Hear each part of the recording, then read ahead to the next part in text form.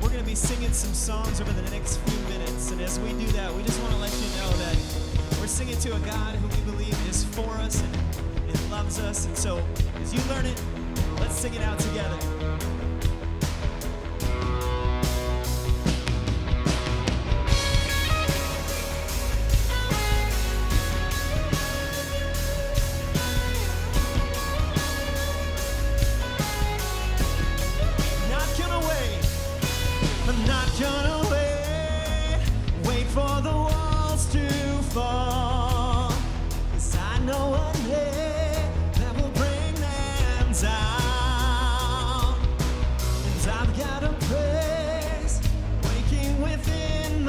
Soul, and I'm not ashamed to declare it now. Light of the world, tremble in darkness. Nothing can stop it. You are the God of the promise. Every word will be accomplished. Nothing can stop.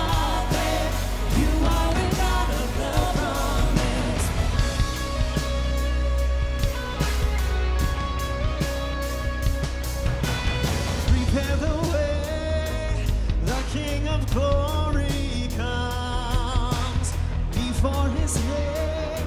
Every fear must bow and throw off your chains. Jesus destroyed them all. Now from the grave, he is with us now. Light of the world, tremble in darkness. Nothing can stop it. You are the God of the promise. Every word will be accomplished. Nothing can stop it. You are the God of the promise.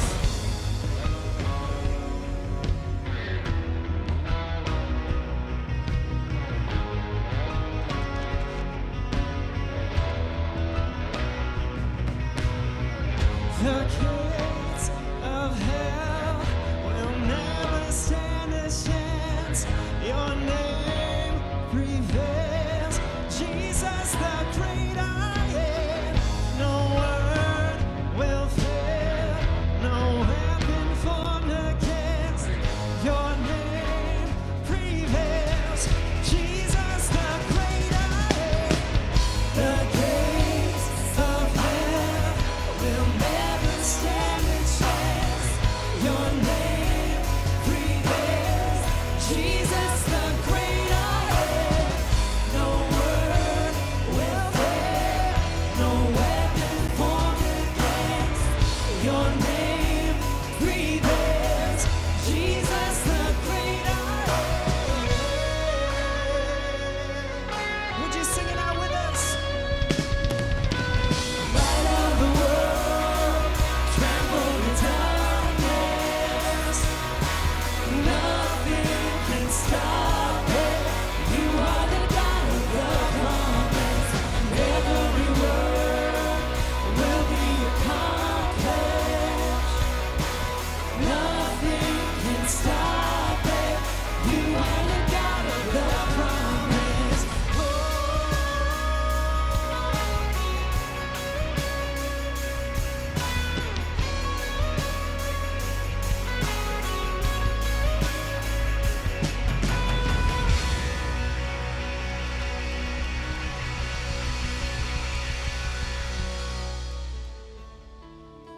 All right, we're going to do a new song for you guys this morning. And it's a song about the story of what we believe as followers of Jesus. And regardless of who you are, where you came from, what your past is, what you think about yourself, this is a story that's for everyone. God's love is for everyone. And if you've heard this story before, then my prayer for you is that you would rediscover something new through these lyrics this morning. So if you know it, sing it with us. If you don't know it, sing it with us. Here we go.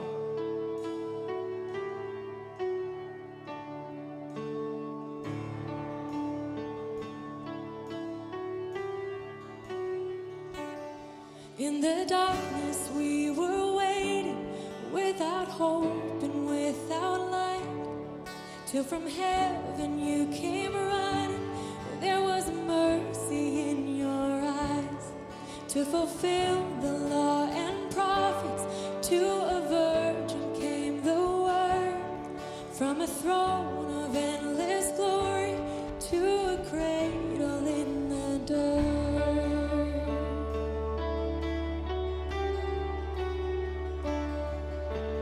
Praise the Father, praise the Son, praise the Spirit, three in one.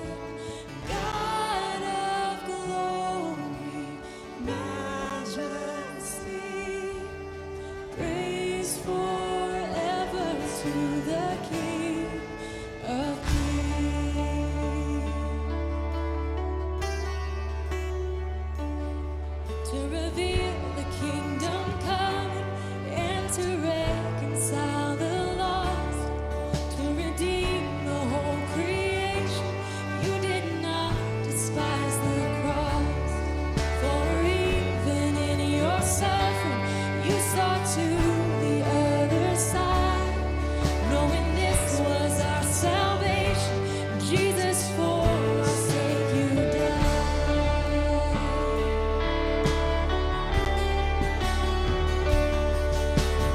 Praise the Father, praise the Son, praise the Spirit, three in one.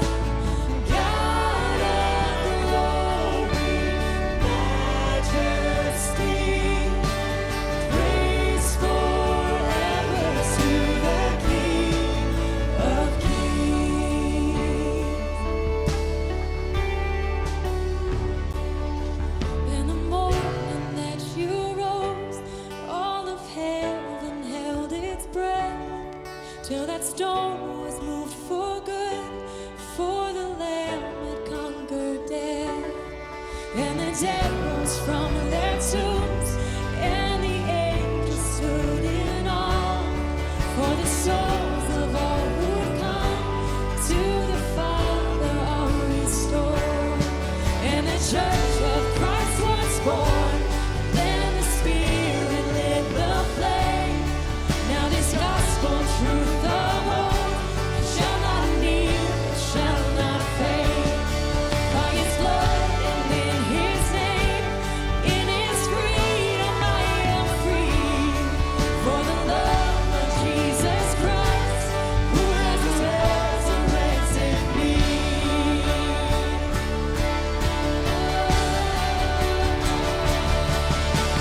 Praise the Father, praise the Son, praise the Spirit, three in one. God of glory, majesty, praise forever to the King of Kings. Praise forever to the King of Kings.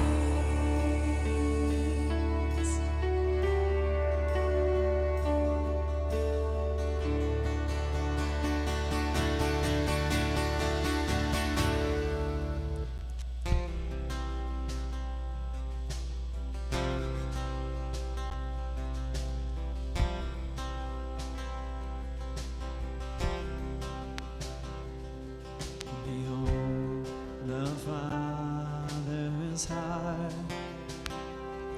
the mystery He lavishes on us.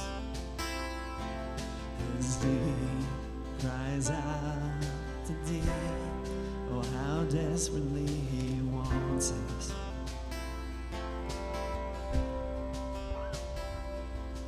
The things of earth stand next to Him like a candle to the sun. And unfailing Father, what compares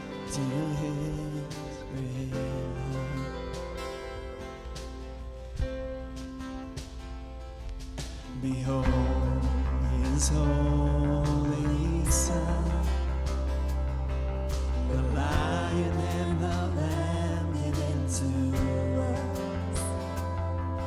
The Word became a man, that my soul should know its Savior. Sing out, forsaken. Forsaken for the sake of all mankind. Salvation is in his blood. Jesus Messiah, the righteous died for love. It wasn't all, and it wasn't over. But he's the risen one. Sings my soul, then sings my soul. Then sings my soul. And how great your love is. And how great your love is.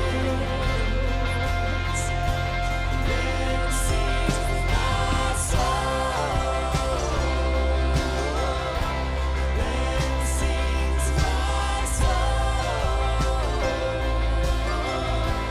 How great your love is. How great your love is. Then sings my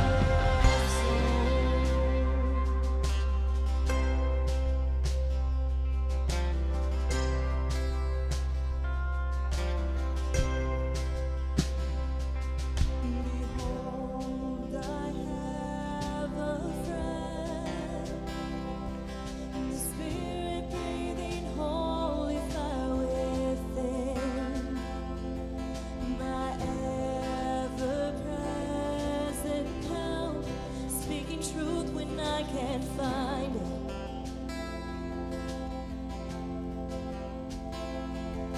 Light up this broken heart and light my way till my time on earth is done.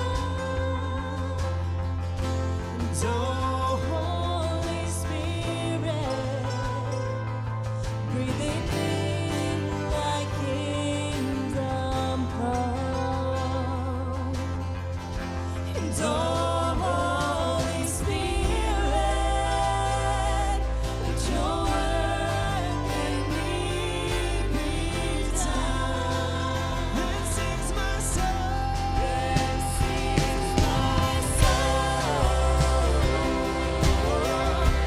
Then sings my soul.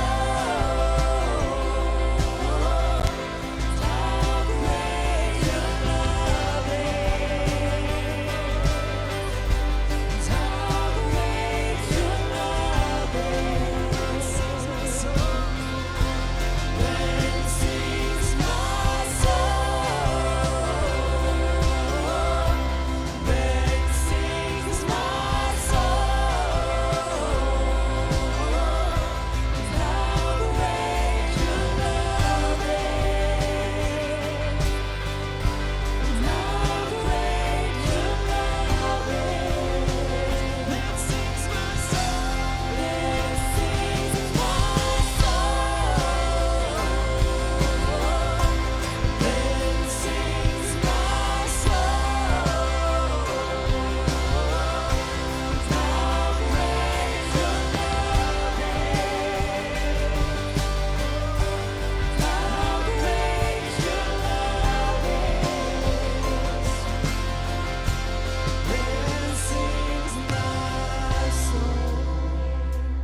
My God, and He who was and is to come, prepare the way until the work on earth is done.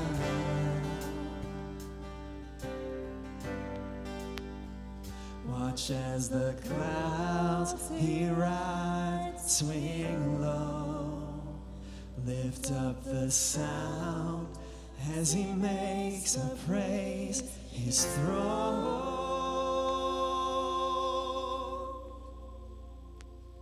Behold the Lord, our God, will lead us home.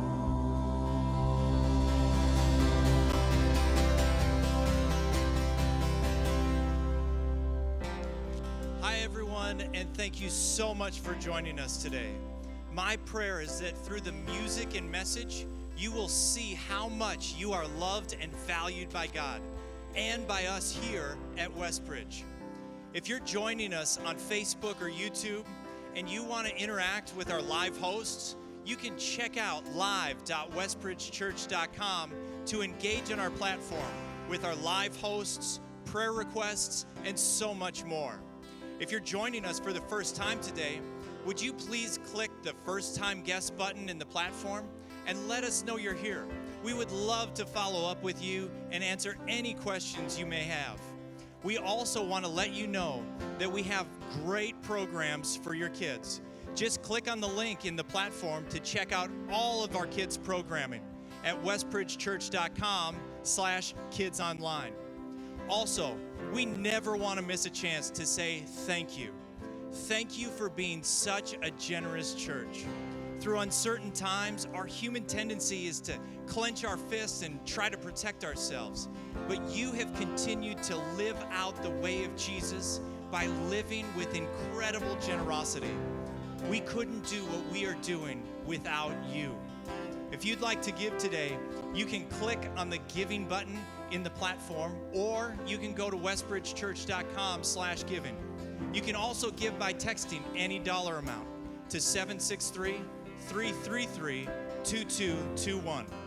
Finally, if you'd like to learn more about Westbridge Church and how you can be a part of it moving forward, we have a Zoom class just for you, and it's called First Steps Class.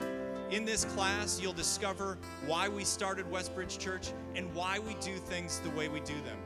Think of it as a Westbridge 101. To join, click the button on our platform, or you can go to westbridgechurch.com/events to sign up. Now, this class is today on Zoom at 12:30. We are so thankful that you are taking some time to join us today for week 3 of Ducks in a Row. Enjoy the rest of the service. Hello, Westbridge Church. My name is Jeremiah. I'm one of the pastors here. Awesome to have you with us online. I want to say hello to those of you who are joining us not only here from Westbridge, but who are a part of Westbridge and are tuning in all over the country, because it's been really cool to see over these last several weeks how many people are tuning in from different states all over the country. So thank you for joining us and being a part of Westbridge Church wherever you're at. Now, today we're in the 3rd week of a series called Ducks in a Row. And ducks in a row is a phrase that we use when we know that we've got to do some things now so that we can enjoy life later.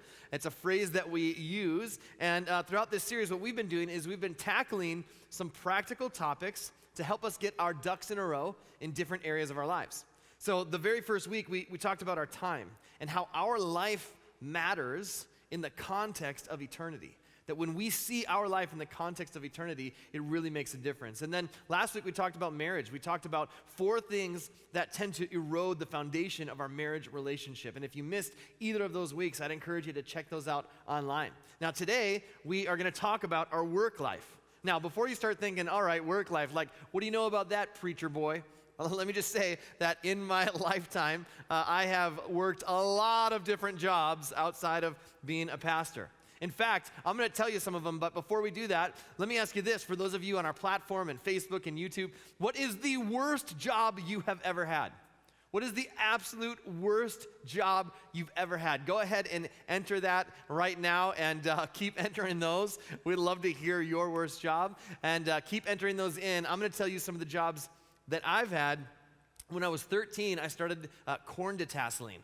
Corn detasseling is where you walk up and down rows of corn and you pull the top out of the corn so that the corn can pollinate. That's real fun doing that in the summer for about 8 or 10 hours a day. I did that when I was 13. And then when I was 14, I started working as a custodian. I worked in Buffalo, Minnesota. I worked at several banks, and I vacuumed for about 4 or 5 hours a night. Then when I was 16, I worked at a hospital. I worked running the switchboard and typing birth certificates, and there's probably some really poorly spelled kids out there at this point. I had a paper route. I delivered newspapers. I was in college. I was a server at Applebee's. Go Applebee's. I worked for a time at secretshopper.com, where I would schedule secret shoppers for companies all over the country. I did data entry for a medical supply company. I worked at a food company answering questions about breakfast products, and then I worked as a telecommunications company as a project manager. A project coordinator rather. And so over the last 23 years, I've been in full-time ministry, and that's really been where I've spent the most of my time, but I've also done all these other jobs. And here's what's interesting about this topic right now at this time. I recognize that this is a timely message for so many during this season who are either furloughed or laid off or taking a cut in pay because of this unprecedented season and because of decisions that have been made that are outside of your control. And I don't want to diminish that in any way. I do think that looking at our work, looking at our career, looking at it from a biblical perspective can actually help all of us, regardless of where you find yourself currently in the job market. And I also believe this, that this is a talk that can apply to your life, even if you would say, I'm not a church person, I'm not a Jesus person, you can still learn from the wisdom that we're going to talk about today and apply it to your life, and it'll make a difference in your life. A few years ago, we were coming home from a church service, and I had my son with me, and we were driving home, and him and I went through Culver's on the way home. And we ordered a couple cheeseburgers, and then he was kind of sitting in the seat next to me, and you can tell when he's thinking. And he kind of looks up and he goes, "Dad, you have a great life." Kind of took me off guard, and I was like, "Oh, thanks, man. Like, why do you say that?" And he's like, "Because," he's like, I'm thinking about it. You just get to you get to talk to a big group of people, and then you get to go eat a cheeseburger." And in his mind, that's what I do. And he's like, you talk to people and you eat cheeseburgers. So I don't know what that means, but maybe if you ask your kids, what do you think we do for a living? It'd be funny to see what the answers would be. But I think it's interesting, through his eyes, it was just, that's a great life. You get to talk to groups of people and go eat cheeseburgers. Now, if we're honest today, my goal here is not to stir the pot of anxiety when it comes to your job or your career. That's not the goal. But we're also not the first people in society to wrestle with the stress and the anxiety that can sometimes come from work. Listen to what Solomon writes in the Old Testament. He says, "What do people get in this life for all their hard work and anxiety? Their days of labor are filled with pain and grief. Even at night, their minds cannot rest. It is all meaningless." And I'm sure you've experienced that, where you can't sleep at night because of something going on at your job. And I think a lot of us can relate to those feelings. I think for so many of us, the feelings, the emotion that we have when it comes to work is maybe fear. We're afraid that we might not be able to cut it at our job, or we're afraid that we won't make enough to pay the bills, or we're afraid that we might lose our job. For others of us, another emotion is that we experience frustration. I know that there are so many people who have become really frustrated in their job. And for many of us, we've become spectators in our own lives. And we didn't start out that way, but now we just go through the motions day after day, week after week, year after year. And you can feel frustration if you feel like, man, I'm putting in all this time into a job or a career, and I don't see the purpose in it. And then there are still others whose entire identity is wrapped up in their job. If you took their job away, they wouldn't know who they are anymore. It completely defines them. And the problem for many of us is that we have misunderstood the purpose of work. And we end up falling somewhere on this spectrum between finding our whole identity in work or viewing it as simply a way to pay the bills and make a living. And some of you, you're so wrapped up in work that if your job were ever to end, you would be crushed. You would be devastated. You wouldn't even know who you are anymore because your whole identity is wrapped up in what you do. Others of you, you're so uninvested in your job that you're actually left feeling very frustrated and unfulfilled, wondering what purpose your work really holds. And why are we talking about this anyway? Why does any of this really matter? Well, first of all, here's why work really matters. Here's why this is a profoundly spiritual topic. Because the first thing that God assigned us was work. That's the first thing God gave us as human beings. Now, I'm not talking about your job. Your job might overlap with that, but all of us as human beings, the first thing God gave us was work. That means your assignment in life. That means for those of you who are unemployed, for those of you who are students, for those of you who are retired, for those of you who are between jobs, for those of you who are stay-at-home moms, we were created to be doers. That was God's design. See, in Genesis, in the creation story, it says, "So the creation of the heavens and the earth and everything in them was completed. On the seventh day, God had finished his work of creation, so he rested from all his work. And God blessed the seventh day and declared it holy because it was the day when he rested from all his work of creation." The first role that we see God in is as a worker. And then the first thing that God assigns to us as humans is work. We read in verse 15, again, of the creation story, the Lord God took the man and put him in the Garden of Eden to work it and to take care of it. For many of us, the thing that we have heard about the story of Adam and Eve is like, oh man, like they were naked and then they ate some bad fruit and now we're all in trouble. That's like that's like the gist of what we know about the creation narrative. And so consequently, what tends to happen is we tend to view work as like a consequence of living in this broken world.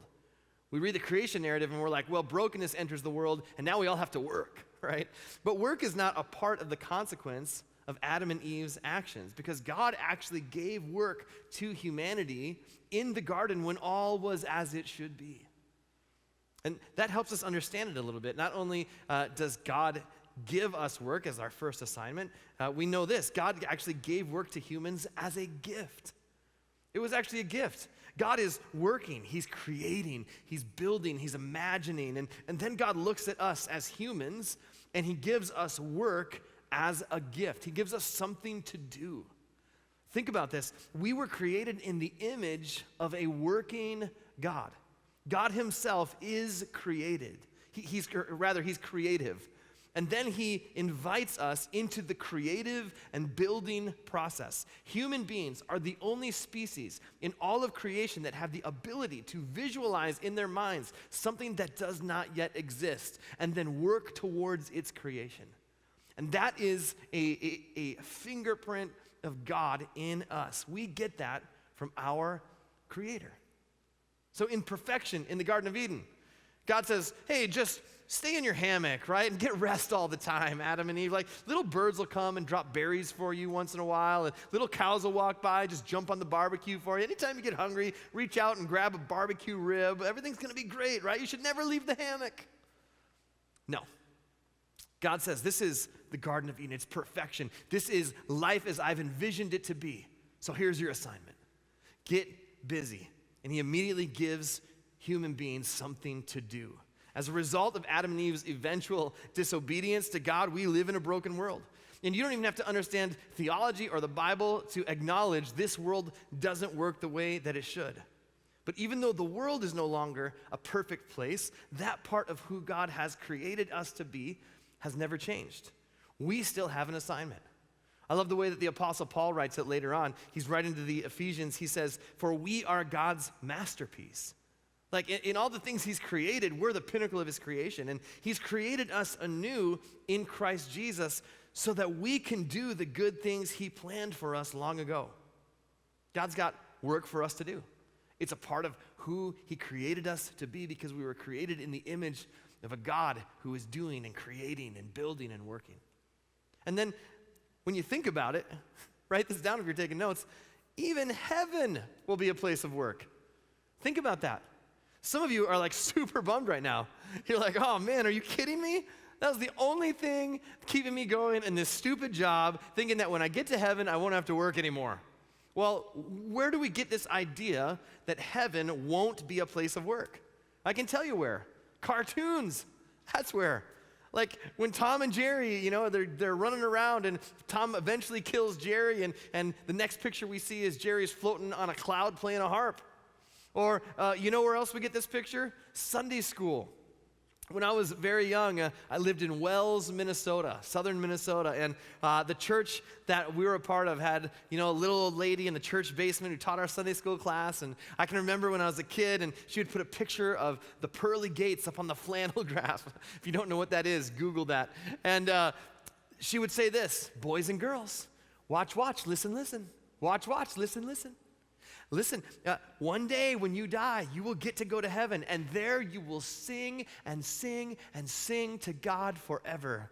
Do you know how depressing that is for a kid? I was like, what? Are you serious? That's heaven? Come on. And she'd be like, you know those hymnals we sing out of in big church? It's going to be like one of those hymnals, but it never ends. And you're going to want to sing to God forever and ever. And I remember as a kid, like my heart just sinking like, oh, crap. Like the only difference I saw between heaven and hell was a slight temperature change, right? Other than that, I didn't see much of a difference. Are you kidding? Singing forever? I bet you in hell they at least get to run around, And I don't know where we get this idea from that we're just going to be floating on clouds, playing a harp, singing for all of eternity. But whenever the scriptures talk about heaven, it describes it as a place of living and being and working, and we will be doing something. In fact, Jesus even says this when he's on the earth, but Jesus replied, my Father is always working, and so am I. Throughout the scriptures, the authors tell us you were created to work, that you're created in the image of a working God. So in heaven, there will be work. But here's what's amazing. It'll be work without the struggle, without the toil, without the stress of a broken world. Like imagine those times where you work on something and you finish that project and the satisfaction that floods your emotions, that you just feel like, yes, like that was a big project, but we accomplished it. That feeling, that's a part of the DNA of the fingerprint of God in your life. And that's what the work in heaven will be, that there will be things to do, things to accomplish, things to build, creativity, imagining, building, envisioning. But without the brokenness of this world. I love what one kid was asked, what 3 things he wanted to do in the future. And he writes this, get a girlfriend, kiss her, rule the world. That was his top 3. Wow, that escalated quickly. Statistically, the vast majority of girls want to be a doctor when they grow up. The vast majority of boys, just statistically speaking, girls want to be doctors, boys want to be professional athletes, myself included. That was my plan up until I was about 14 years old. Unfortunately, I had to embrace the reality I can't be whatever I want to be. I asked my son years ago, like, what do you want to be when you grow up? He's like, I want to be a ninja. I was like, that's stupid. You can't be a ninja. It's not going to happen, right? I don't even think they have dental. So, like, it's just dumb. Pick something else, right? You're not going to be a ninja. I don't think that's a career path. I don't have the talents to do everything I want to do. My guess is that's true for most of us. There's a gap between what we thought we would do with life and the reality of what we're actually doing. And so we have a few options. We can either just stop dreaming, just view work as the penalty box between the weekends, just like serve our sentence, right? Or we can keep dreaming but complain about it constantly and make sure everyone knows how miserable we are. Or I think there's this third option. I think that you can view your job, whatever it might be, wherever you find yourself in the career spectrum, as an assignment from God. Recognizing what you do will never be as important as how you do it. See, there are people who excel in all kinds of jobs. And so in the few minutes we have, let me give you 4 things that all of them have in common. If you want to excel, regardless of what your career is, regardless of where you find yourself, if you want to excel, here's 4 things that people who excel have in common. Number 1, they have a great attitude. They have a great attitude. You're in control of your attitude. I'm in control of my attitude. The success or lack of success that you experience in your career is largely affected by your attitude. Are you generally upbeat and energetic? Do you show up to work ready to go? Do you add positivity to the atmosphere?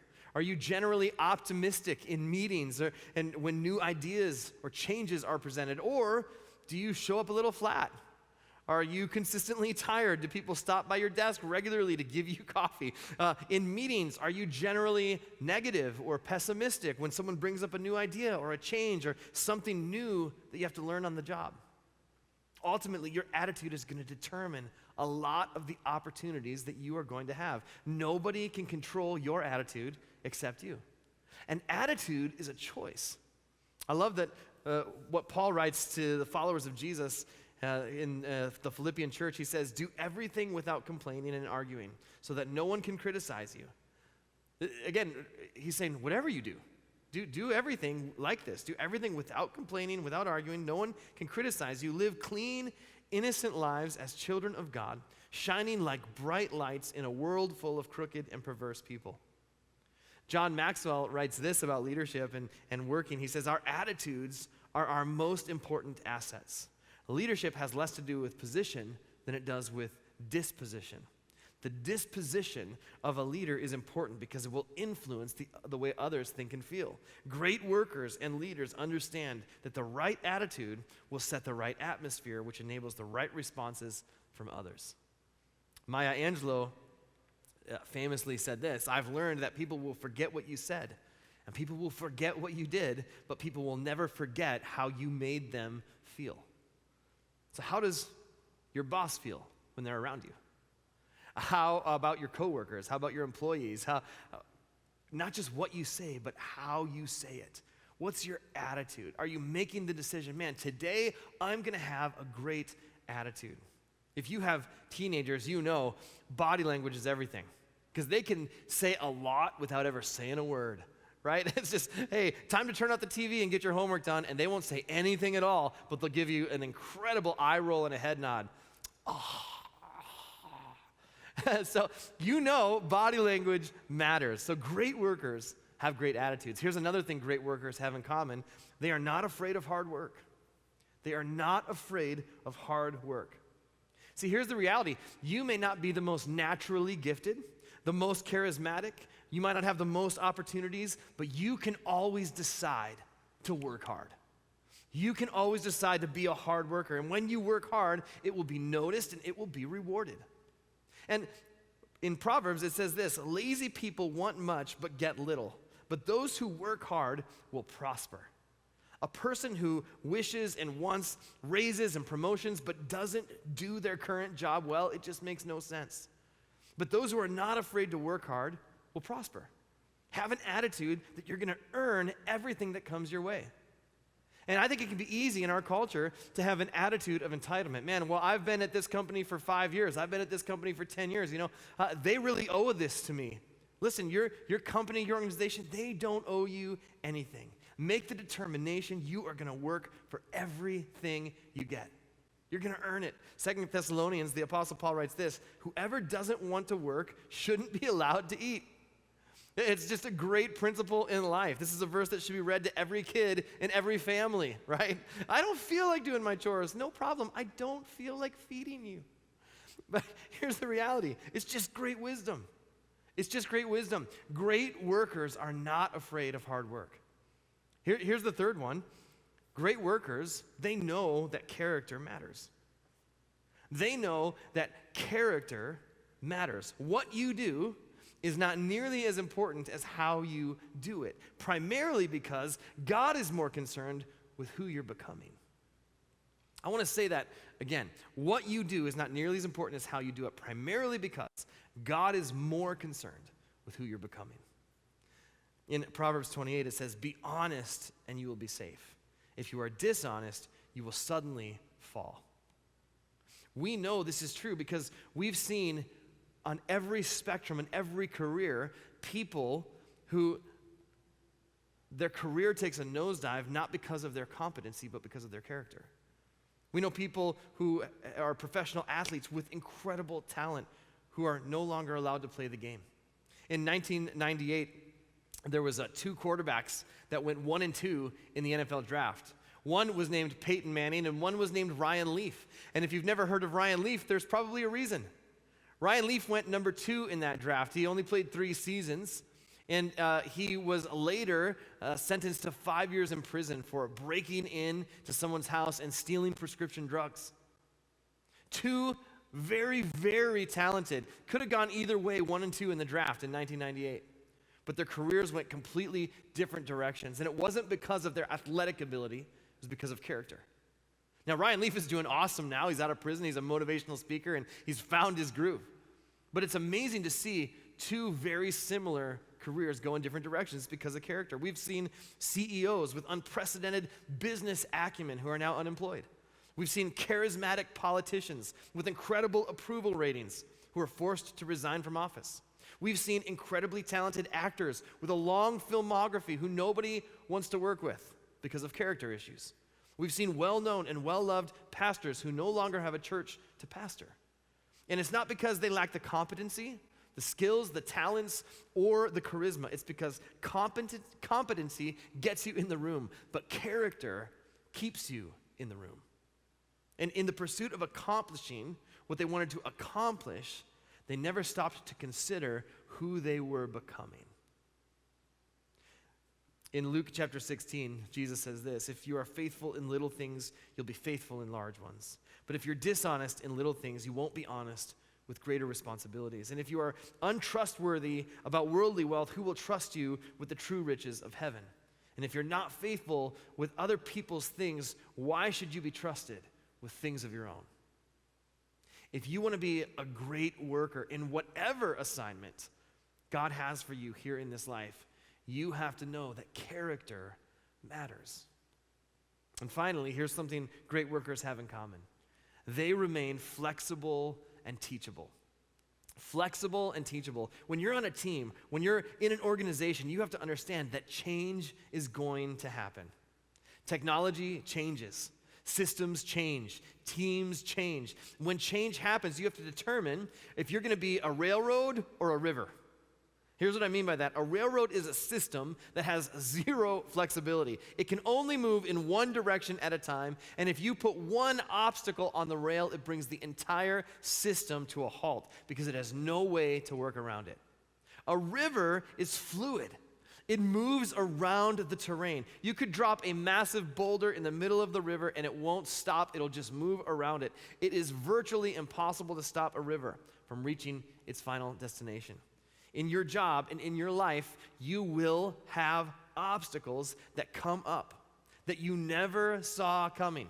You didn't think would happen, that you didn't plan on, that you didn't expect. And when that happens, great workers don't let that stop the whole train. They find a way, like a river, to work around it, to figure it out, to be flexible, to be teachable. See, one of the best ways to be flexible is to be a learner. And one of the things that I appreciate so much about Westbridge Church is that you are always patient with us as we, as a leadership team, as we continue to change and grow and learn new things. Every new season presents new obstacles and new challenges, and we're constantly asking, how can we adapt and how can we continue to be people helping people find and follow Jesus? Proverbs 19 says, those who get wisdom do themselves a favor, and those who love learning will succeed. During this season, as a church, we've had to pivot. We've had to pivot a lot. We've made some strategic moves as a church, and we've started to do things way differently than any of us thought we would have to do them during this season. And so we've made the decision to feed kids until the school system was able to take that over. And we've done a food drive for Hanover Food Shelf. And we did a partnership where we rescued food and had people pick it up in our parking lot. We've done a blood drive here. We've been doing Westbridge Daily every morning with myself and other staff members and other pastors and leaders. And it's been so cool to see how we can pivot and we can make this decision to say, look, we're gonna be like a river, and we expected that we'd be meeting here as a group during this time. But just because that's not happening, because the building is closed, doesn't mean that we can't continue to be the church. And so we continue to adapt, and I'm so thankful that you have stuck in here with us as a church family as we continue to figure out how do we be the church. It requires us to be flexible and teachable. Now let me just say, this is not in my notes, but I gotta tell you, I miss you. And man, I can't wait, and I am praying that the days are going to be really, really soon that we're back together, that we're all under one roof, and that we are high-fiving each other and loving each other. But until then, I'm telling you, stay in here with us. We're going to continue to adapt and be flexible and teachable as we go. Proverbs 13 says, if you ignore criticism, you will end in poverty and disgrace. If you accept correction, you will be honored. Choose to be someone who is flexible and always learning. You might not have the greatest bosses and mentors, but you can always learn from the greatest people and mentors. And I'll be honest with you, I have been mentored by dead people. Now, before you start sending me therapists in my email, let me explain. There are great thinkers and leaders and theologians who are no longer alive, but what they wrote is continuing to shape my thinking. I've been coached by some of the best pastors in America. I don't know any of them, and they don't know me, and we're not friends, and they probably wouldn't take my call or follow me on MySpace. But here's the reality. I have heard them speak and read their books, and their ideas are influencing me. And whatever field you are in, you can do the same thing. Choose to be someone who is continuously learning and gaining insight and wisdom in your field. Now, let me just say this. What we just went through, those 4 things, is helpful for you, regardless of if you're a follower of Jesus or not. Maybe you'd say, man, I'm tuning in, but I'm not really a church person. I'm not really a Jesus person.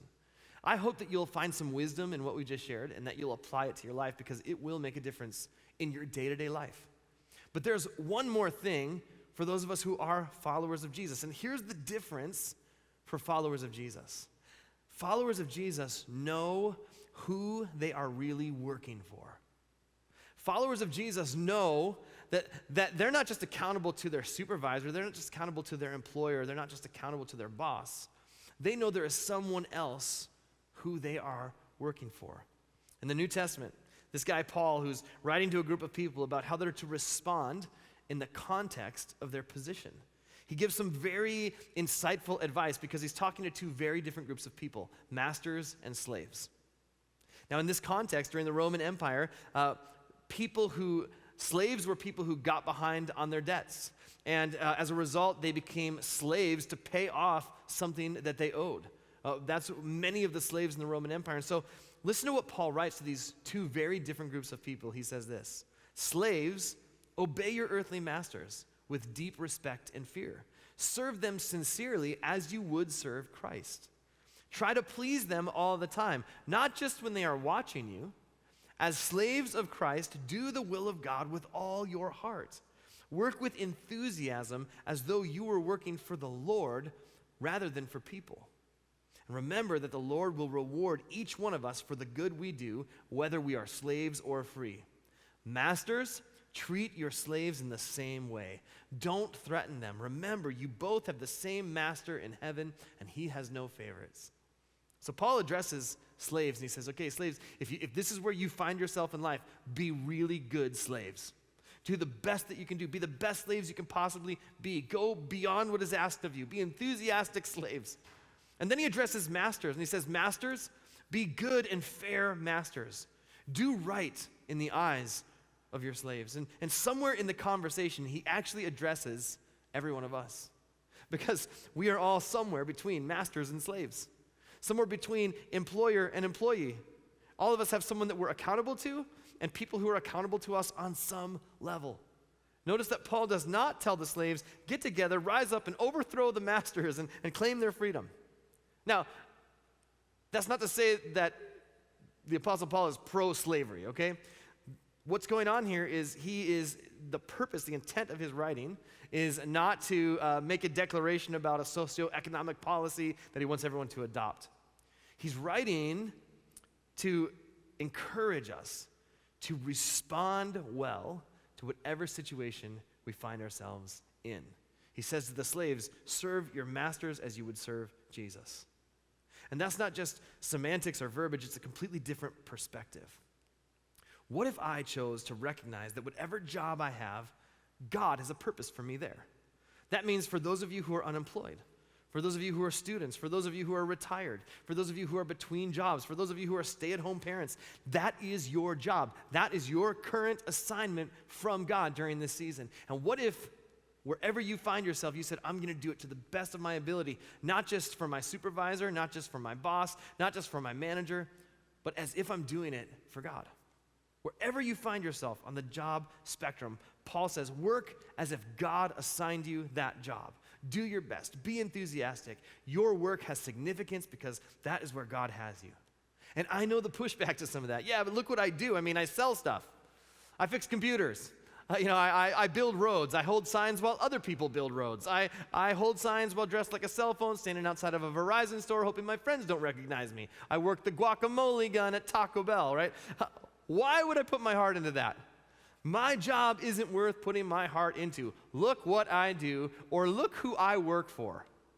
And for some of you, maybe it's even this. I wish I was working right now. I can't. My job doesn't exist right now. I've been laid off. I've been furloughed. But your assignment to live as a reflection of your Heavenly Father does not change. What you do for a living isn't nearly as important as how you do it, because God is primarily concerned with who you're becoming. So if that's you, use this time to continue to work on your character and work on your attitude so you're ready whenever that next career assignment comes. Don't commute between your spiritual life and your job and your work life. They're one and the same. Wherever you are, you're on assignment to live like Jesus.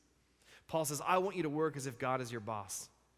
And we want to raise our hands and ask for a free pass until we realize he's talking to masters and slaves and everybody in between. Paul says, I want you to work as if God is your boss. I love what Martin Luther says. He says, the maid who sweeps her kitchen is doing the will of God, just as much as the monk who prays, not because she might sing a Christian hymn while she sweeps, but because God loves clean floors. And the Christian shoemaker does his Christian duty not by putting little crosses on the shoes, but by making good shoes, because God is interested in good craftsmanship. I love what I get to do for a living. I love being the pastor of Westbridge Church, and I would attend this church if I wasn't the pastor here. But I'll be honest with you, one day my time as the pastor of this church will be over. My relationship with God is forever. Which one of those things do I need to focus on and find my identity in? See, you will never find your identity in your job. You will only find your identity in your Creator. And if your identity is wrapped up in your job, then the clock is ticking, because all jobs come to an end. Instead, whatever you do, wherever you find yourself, work as if you're working for God. So here's the question. What would it look like for you to do that at your job for one day or for 1 week? Or how would that change the way you work? Would you be willing to try it? What have you got to lose? Don't let your job become your identity, and don't get too discouraged by it. View wherever you find yourself as an assignment from God and work your best for Him. And if you have not made the decision to follow Jesus, this is such a profoundly spiritual topic. See, the world was broken because of the actions of humanity, because we didn't fully trust God. And ever since the very first human beings, every one of us, we've said, God, thanks but no thanks. Can I live life my own way? And immediately after the world was broken, God immediately put into place a plan to restore. He sends Jesus into the world. And Jesus begins the restoration, not only of the world, but the restoration in our own hearts. He's put to death, his body is laid in a tomb, and according to multiple eyewitness accounts, he rose from the dead.